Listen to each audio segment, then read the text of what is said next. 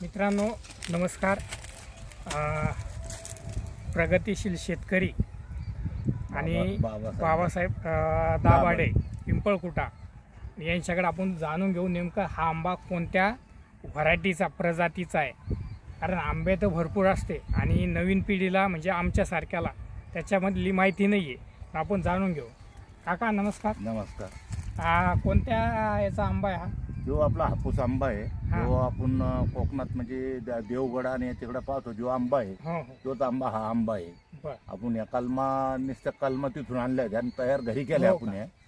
तर हे आंबा जो हापूस आंबा आहे एका सवाळखाचा म्हणजे याला काय होतं इथं रुंदपणा येतो हो आणि इथं वर याला असं वर माथा टेंगुळ येतो याला.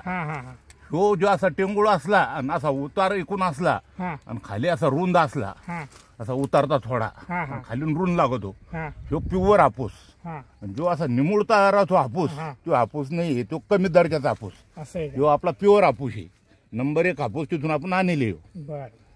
ही जात सगळ्यात चांगली खायला एकदम नंबर 1. शक्यतो आपण म्हणजे आपल्या महाराष्ट्रात कोकणामध्ये हापूसचं नाव ऐकून देवगड कारण फळाचा राजा जर म्हणलं तर कोकणातच आहे. पण आपल्या मराठवाड्यातही आता त्याचं प्रमाण वाढत आहे. कारण मराठवाड्यातले शेतकरी फळ बाग ह्या कलेकडे वळलेले आणि त्यांनी नवीन नवीन प्रयोग करून त्या माध्यमातून इथे म्हणजे त्यांनी एक झाड लावलं आणि त्या झाडापासून अनेक रोपं तयार करून कलमा तयार करून हापूस असेल देवगड असेल अजून भरपूर काही आहे. त्या आंब्याचे म्हणजे सांगायचं म्हणलं तर एका आंब्याला आपण वेगवेगळ्या प्रकारच्या आंब्याचा कलम बांधून किंवा नवीन नवीन व्हरायटी तयार करू शकतो.